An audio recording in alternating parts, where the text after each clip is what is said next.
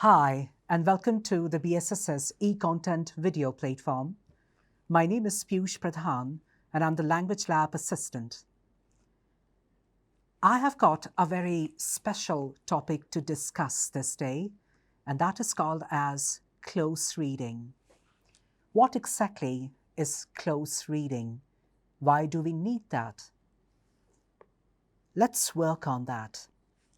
Close reading is a very special kind of reading analysis, or in other words, I can say it's a detective way of analyzing the reading skills. Now, let's look at the overview of what exactly is close reading and why is it specially needed by some of the individuals who are in some peculiar professions. Now, close reading means not only reading and to comprehension the meanings of the individual words, but to understand thoroughly how the writer is using the words. So it's all about the usage of the words. Now, close reading in a nutshell can be explained through different ways, but the easiest way to understand close reading is about organizing the way the words are chosen by an individual and how a short text is analyzed. Now, that analyzing determines how you use your ideas and concepts and information that is embedded in the text work. Now, we are going to look at the close reading scenarios. Now, when it comes to a reader, the reader processes the content of the text very sharply, concisely, and it's a kind of an initial investigation or research done with the reading skills. We are going to see it through questions. I have actually formed some questions to my audiences. These are the 4 questions I'm about to present. Now, the first question is, how do I summarize the meaning of the text in my own words? Means the choice of words should be purely mine. I'm not going to take the reference from some other source or going to use it from some other places, which is going to be very disturbing for a reader or a stranger to comprehend. Question number 2, which examples from my own experience can I relate to what the text is saying to me? Now, please concentrate on this highlighted part, what the text is trying to say to me. This is more important. If you don't understand what your own choice of words are trying to tell us, how on earth are you going to explain others at the same time? Now, in question number 3, what in the text is clear to me and what do I need clarified? Now, clarification should be very important initially in your brain so that it shows a kind of an interlinking of the glossary or the words you have chosen and trying to fit those words in between the structures or the sentences. And lastly, we have got a very important question. Can I connect the central part of my text to the main other ideas in order to understand what I'm trying to present? Now, this question is also very, very important. Connection of the central part of the text. So I hope each one of you are able to understand through this overview of close reading and how, according to the scenario-based understanding, we have chosen these 4 different questions. Now let's proceed to the next slide. Now we are looking at the reading complex texts. Now, one thing my audiences might be wondering, why the word complex? Why not something simple or easy, or something which could be in a form of mild structures? Well, the beauty of close reading, as I told you a couple of minutes ago, it's a detective way of reading skills. According to the Common Core state standards all around the world, it is found that the professors or lecturers of the college and universities do not provide to the college students the easy or mild structures. In fact, each text needs to be complex in nature. This is something very imperative, and we have to understand it thoroughly. Now, looking at the historical use of close reading, I would say that it begins from a very early age when a child is in the 4th grade. This particular close reading analysis begins from a juvenile age when a child's brain is immature. How a teacher of the school actually takes care of this close reading scenario? Well, she's going to make the student to read and to have an approach of the child to understand simultaneous pedagogical tools used by the teacher, perhaps on the blackboard or through some electronic devices. It could be any medium the teacher can use to present that in front of the student, and student could grasp what the teacher is trying to say. So whenever such kind of things is communicated to a student, that particular topic taken or chosen by teacher is read very carefully, studied very hard by a student, and then learnt it so that the student may not forget it in the near future. Now, looking at the other aspects of these reading complex texts, as I told you a short while ago, it's all about analyzing your reason for reading. That's where your reading talents are shown or displayed. Then understanding one's purpose of writing. Let's say anyone who is an author, a poet or writer, etc., uses a very particular type of words or diction so that the structures must be made very powerful. So close reading tries to give us an identification of how the ideas in the text are interconnected. And lastly, how to understand the meaning of the language use. So comprehension is, of course, what is the part and parcel of the reading skill. We cannot actually separate comprehension with reading. Hope all of my audiences are truly loving these slides and are able to understand this fantastic topic of close reading. Now we are reaching to yet another slide. Let's have a look at that. Now we are looking at one sentence or structure at a time. In the first part, we are going to pre-select a grammatically complex sentence from the text on which to work. So please concentrate on this pre-selection of grammatically complex structure.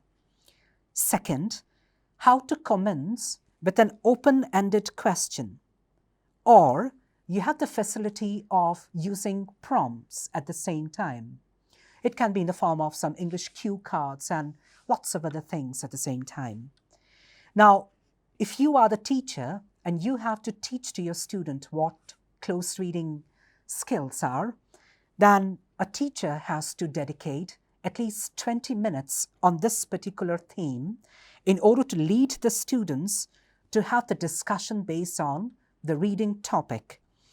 That is, to take up the overall content of the sentence. So, if someone might claim that I can understand close reading in just 2 or 5 minutes, I'm sorry, that cannot be done. At least maximum 20 minutes of the time duration needs to be spent on this skill. And thirdly, the teacher can use another perception where a teacher can guide the students on how to unpack the in-depth information. Now, close reading skills is all about in-depth information contained in the academic tests. So eventually they learn how to be aware of and comprehend the relationship between the specific linguistic patterns and the functionality of the words and sentences. That's how they positively serve when it comes to the actual use of the text. Now, moving on to another section of reading comprehension, we are going to look essentially what are the different close reading protocols to follow. please use a short passage. Read your passage at least 2 times. That is extremely important. Third, identify the details you find in the passage with a marker or a pencil. That provides you a convenience to recall the already available information. And that gives you the time also to prepare yourself, I would say. Now, please note what is confusing you in order to make you understand what the content or the text is trying to tell you. Now, please try to analyze each part or the pattern of the structure. Check patterns used by that writer who wants to use it. Checking of the patterns is not an easy cup of tea. It cannot be actually done by any individual. So you need to be trained also, firstly by your teacher, to train you and to take up some specific sample examples, a kind of task test to understand how this close reading part works. Then, identification of the intention of the writer. Intention of the writer is extremely important. What is your purpose? What is your intention to write? That is more, what can I say, important, and it's very, very much required in order to comprehend that things are coming very positively and in a synchronized form. And lastly, to discuss the content of the passage using your own words or choice of words or diction, in other words. Now, I have got a kind of an identification of the passage context that we have right now. That is to, let's say, how to deal with the language. Now, you have to look at some of these features in these questions. For instance, who is speaking? Who is the addressee? Is there an assumed reader other than the one to whom the passage is addressed to? Or what is the situation in the book at this moment? At the same time, we have some other questions. What makes this particular passage so significant in nature? Why should anybody care about it more than about any other passage that might be chosen? So these are some essential questions which you all have to understand and make your readers to understand at the same time. Now let's go for the checklist for close reading. Grammar. Indeed, grammar, talking about the relationships of words and sentences. Then comes vocabulary or glossary. That is to say, the use of the diction or the choice of words. Then in the third checklist, we have figures of speech. Now we use rhetorical devices used to give decoration and imaginative expression. But that is when you are looking at the literary aspect of the language, means to take up the literature part. We can include simile or the use of metaphor, etc. Then comes the literary devices. The devices commonly used in literature to give added depth to the work, such as imagery or the use of symbolism. Then comes most important two rest of the features of this in the checklist, that is the tone and the style. What is the author's attitude to the subject as revealed in the manner of the writing? That talks about the actual tone the author is using, and of course, in which style it needs to be presented. So style includes author's particular choice and combination of all these features of writing that creates a recognizable and distinctive manner of writing. Now, we have reached to a stage where I'm about to give you sample examples concerning close reading. Let's read the first original source or the sentence. It says, "The position of women in the society has changed greatly in the past 20 years. Now, I have chosen a separate feature of paraphrasing to make you understand how a detective close reading can be done. I could have chosen something else, but I thought paraphrasing could be the best example. How could we paraphrase it? Paraphrasing itself also called as a close reading aspect. So When we have paraphrased the same original text, it is paraphrased as, the social status of female has dramatically changed in the last 2 decades. Now, my audiences must be wondering, which part of the text need to be paraphrased so that I can understand the proper close reading? Now let me tell you and highlight it for you. Look at this feature once again at the top, the position of women in the society. Hope you all are able to see it. Right. Now we are changing it by using our close reading aspect, changing it as the social status of female has dramatically changed. So changed greatly has replaced to dramatically change. So are you all understanding how this close reading analysis is going on with the already available original text or the content? Now we have got another original sentence. A business firm's obligation beyond that required by the law and economics. It is to pursue long-term goals that are good for society. How can we again close read it and try to paraphrase it? Business should focus on objectives that are not only legal and financially appropriate, but are of long-range benefit to society. So I hope you have understood with these sample examples. Now, this slide is something which I'm leading up to you to just have a look at how, in other ways, the words can be closely read and analyzed for their overall formation. Read these upper blue lines very carefully and try to compare it when it is being paraphrased down below. I use these 2 different features and then I have tried to paraphrase it very conveniently. Same is the case with how you can paraphrase a poem.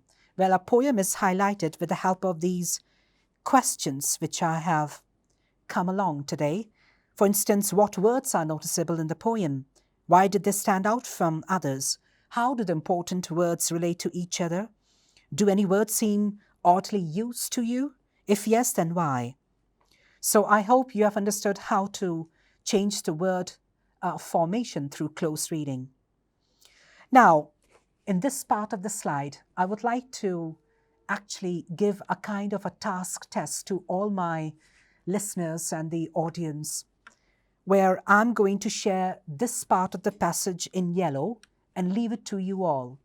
I'll be delighted that you share in the comment box how you're going to deal with this close reading task test. Please look at this right section with the empty lines. You need to fetch these lines and have to give your part of the answer in the comment box of my video.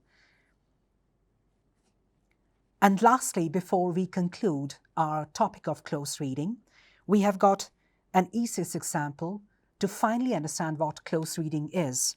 Let's read out this. Jilly Milly was famous for his delicious candy. Children and adults loved to eat it. How can we rewrite it if we are given a chance to close read and analyze this particular passage or expression? So we can say, Jilly Milly was known throughout the world because people enjoyed or relished eating the tasty candy he made. Look at the way how we have made it more lengthy, not complex, lengthy but understandable and easy to approach. Now finally, I would like to thank you and I hope you all have enjoyed my video. Goodbye to you.